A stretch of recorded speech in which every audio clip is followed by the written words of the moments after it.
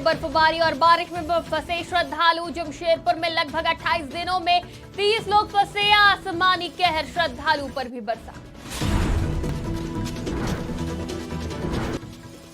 मखदुमपुर का मुंशी मोहल्ला बना टापू। प्रशासनिक व्यवस्था की खुली पोल, पानी में डूबे कई घर। दंपति हत्याकांड में आरोपी पुत्र समेत 2 गिरफ्तार। एसडीपीओ ने प्रेस कॉन्फ्रेंस कर दी जानकारी। पुलिस को मिली बड़ी सफलता। चोरी के मामले का किया खुलासा। आरोपियों को गिरफ्तार कर भेजा जेल। नमस्कार, आज की खबर में आपका स्वागत है। मैं हूं आपके साथ शिखा मेहरोत्रा। शुरुआत करते हैं बिहार झारखंड खबरों की।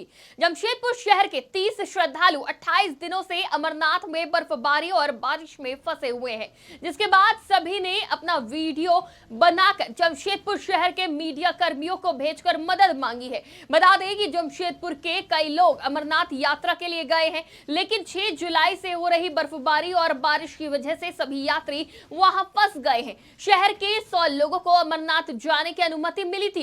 बारीडीह के रहने वाले मगन लाल शर्मा ने 8 जुलाई की सुबह एक वीडियो जारी कर वहां की ताजा स्थिति के बारे में बताया है।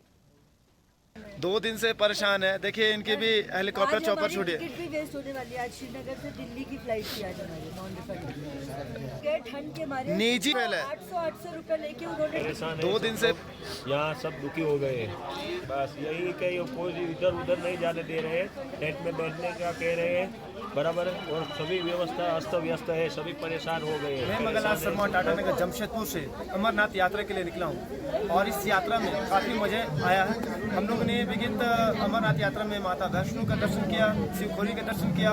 उसके बाद चौपर से पकड़कर हम लोग 5 तारीख को यहाँ पर ही एंट्री पंचतरणी में कर लिए। अमरनाथ गुफा का दर्शन करने के बाद हम लोग 28 दिन से यहाँ पर फंसे पड़े हुए हैं। कम से कम पंचतरणी में 5 से 7 हज़ार आदमी यात्री। जमशेदपुर के परसुडीह मखदुमपुर मुंशी मोहल्ले की हालत बद से बदतर होती जा रही है। बता दें, बारिश का मौसम आते ही ये क्षेत्र पूरी तरह से जलमग्न हो जाता है और नाले का पानी घरों में घुस जाता है, जिससे लोगों के घर का सामान बर्बाद हो जाता है। स्थिति इतनी भयावह हो गई है कि कोई देखने और सुनने वाला नहीं है। वहीं पिछले 18 दिनों से पूरे क्षेत्र में पानी भरा हुआ है। जनप्रतिनिधि आ रहे हैं और आश्वासन दे रहे हैं, मगर आश्वासन से कोई समाधान आज तक नहीं निकला।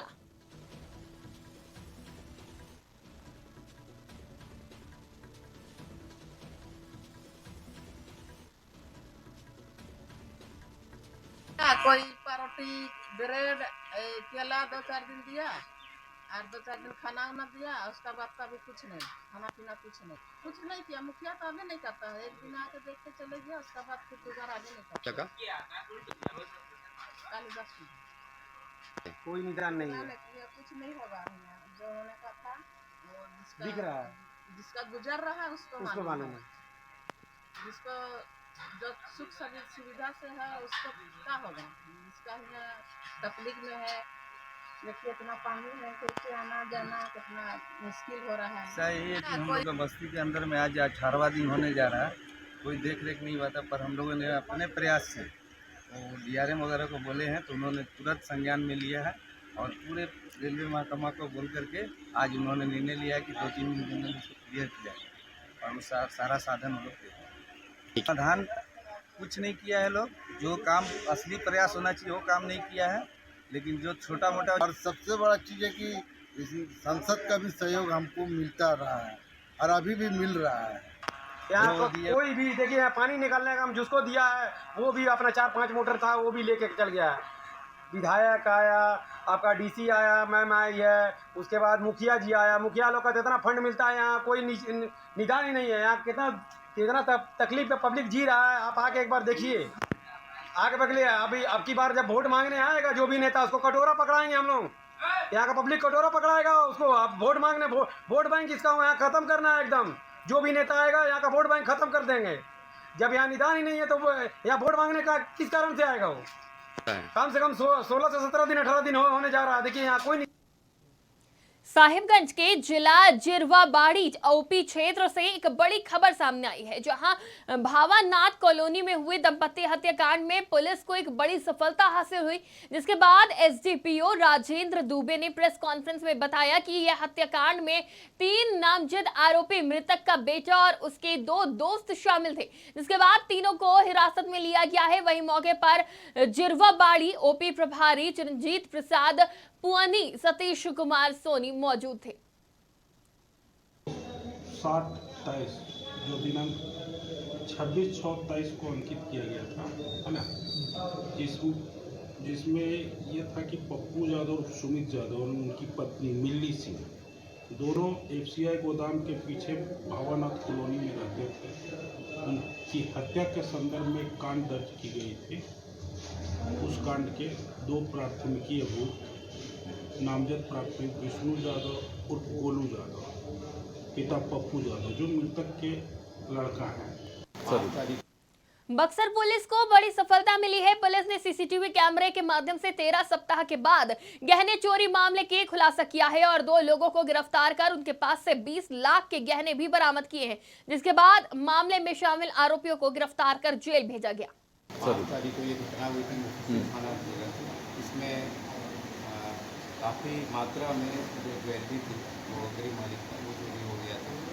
इसमें कांड दर्ज कराया गया था अज्ञात लोगों के वजह से।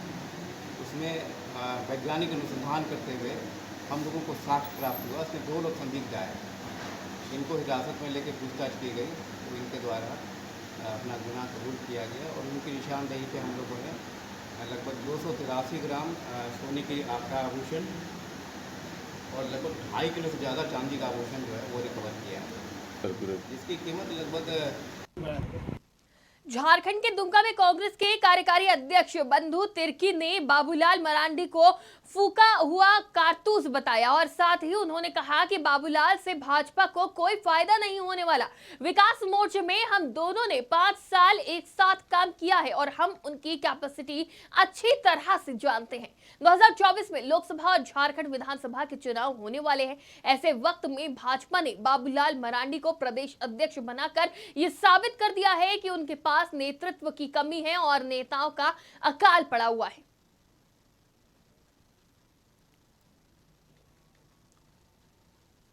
राज्य की जनता को, देश के आदिवासियों को, सबको अब जानना होगा, विशेषकर झारखंड राज्य के लोगों को, आदिवासियों को, और एकजुट होकर के आने वाले 2024 में इसको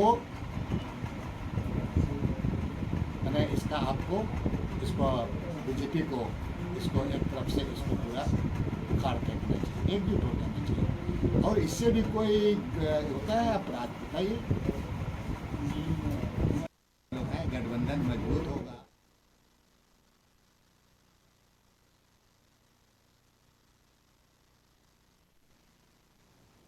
परसूडी के गोल पहाड़ी मोड़ से लेकर गोविंदपुर तक सड़क का हाल बेहाल है। 2 साल पहले सड़क का निर्माण कराया गया था, जिसके बाद भी सड़क की स्थिति इतनी जर्जर हो गई है कि लोगों का इस सड़क से चलना खतरे से खाली नहीं है। जान जोखिम में डालकर लोग इस सड़क से आना जाना करते हैं। स्थिति दिन प्रतिदिन भयावह होती जा रही है। वहीं पंचायत प्रतिनिधियों से लेकर जिला प्रशासन तक किसी तरह की कोई कार्रवाई न देखी गई है। सेवा ही लक्ष्य संस्था द्वारा आम जनता के हित के लिए हस्ताक्षर अभियान चलाकर सरकार और जिला प्रशासन का ध्यान इस ओर आकृष्ट कराया जा रहा है, ताकि जल्द से जल्द इस सड़क का निर्माण हो और लोगों को राहत मिल सके। का भी घर का दरवाजा से लेकर मुख्य स्तर करे तो हमको लगता है 2 लाख आबादी के हर घर के अगर गिनना चालू करे गड्ढे की संख्या तो कम से कम 10,000 गड्ढे। क्या ऐसी स्थिति में चलना संभव है? इसलिए हम लोग एक जन आंदोलन के रूप में हस्ताक्षर अभियान चला रहे हैं, जो आज 20 चरण में है। परसूडी क्षेत्र का जर्जर सड़कें खिलाफ एवं जल्द से जल्द सड़क का निर्माण हेतु 1 दिवसीय हस्ताक्षर अभियान कार्यक्रम का आयोजन किया गया है। ये हम लोगों का 30वां हस्ताक्षर अभियान हो रहा है। जिस तरह आप लोग देख रहे हैं, सड़क की स्थिति बहुत ही खराब हो चुका है। आए दिन दुर्घटनाएं हो रही है। ये सब प्रशासन देखते हुए भी क्यों आखिर कब तक हम लोग चुप बैठे रहेंगे? प्रेस के माध्यम से यही बोलना चाहूँगी, जो ये सब हमारी मांगों का अगर नहीं पूरा किया गया तो हम लोग जोरदार आंदोलन करेंगे। इसका प्रशासन को भोगना पड़ेगा।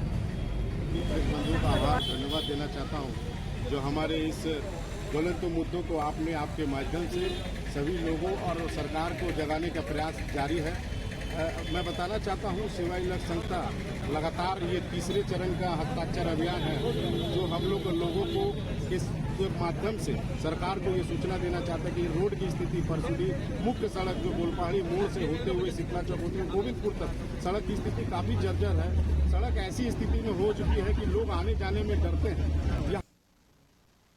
पटना में चिराग पासवान से मुलाकात करने के बाद केंद्रीय गृह राज्य मंत्री नित्यानंद राय ने बड़ा बयान देते हुए कहा कि चिराग पासवान का घर हमारा पुराना घर है और हमारा पुराना संबंध है और जो हमेशा रहेगा। और साथ ही कहा कि भाजपा और रामविलास ने देश को अपनी सेवा से खुश रखने का काम किया है। हम दोनों भाई मिले हैं और जब मिलते हैं तो कुछ न कुछ तो बात होती है और जब हम लोग मिलते हैं तो अच्छी बात होती है।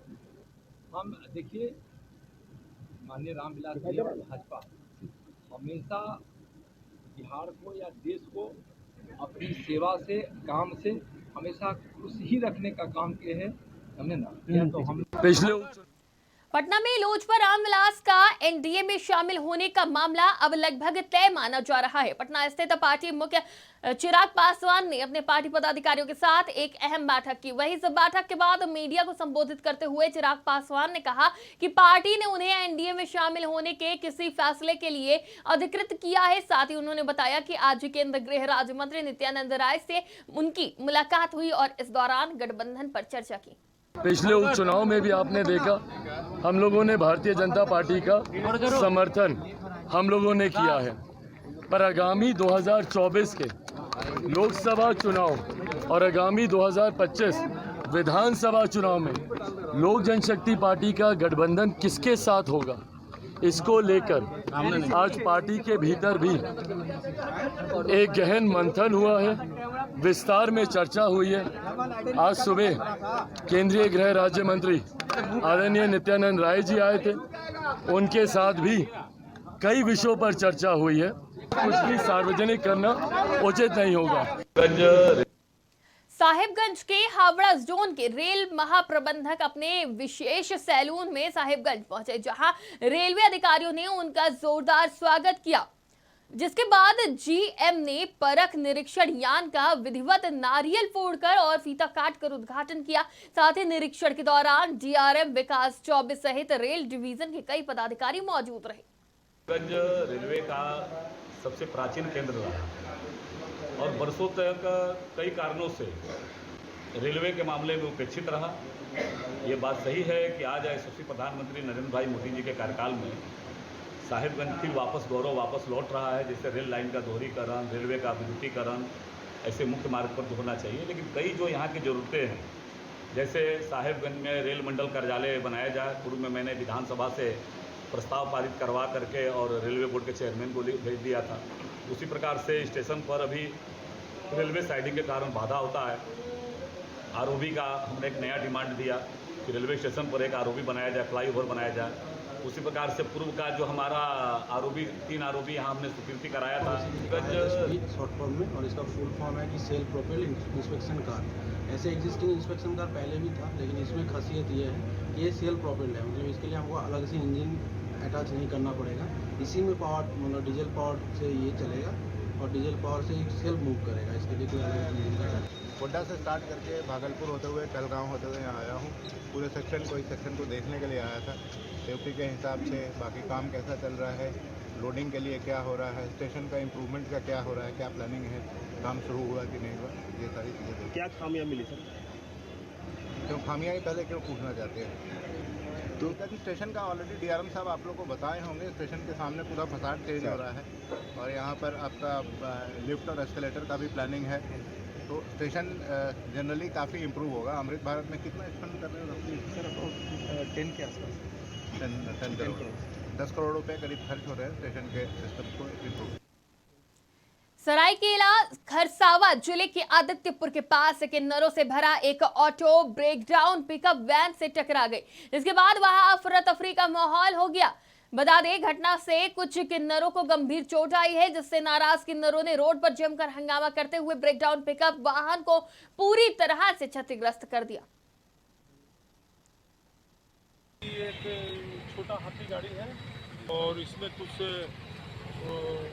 जेंडर लोग जा रहे थे, उसी गाड़ी से टकरा गया, जिसमें गाड़ी टेम्पू क्षतिग्रस्त हो गया और इसी के चलते वो लोग हंगामा किया, लोग बदमाशी किया, लेकिन समझाने से मान गए, रोड क्लियर हो गया। उन लोग का जो टेम्पू में नुकसान है उसके लिए उन लोगों का कहना है कि सर हमारा नुकसान का भरपाई करवा दीजिए। तो मेरे से बातचीत हो गई कि उसके एक आदमी को जो ऑटो ड्राइवर है उसको चोट भी लगी है, उसको इलाज होते हैं गंगोत्री हम भेज दिए हैं।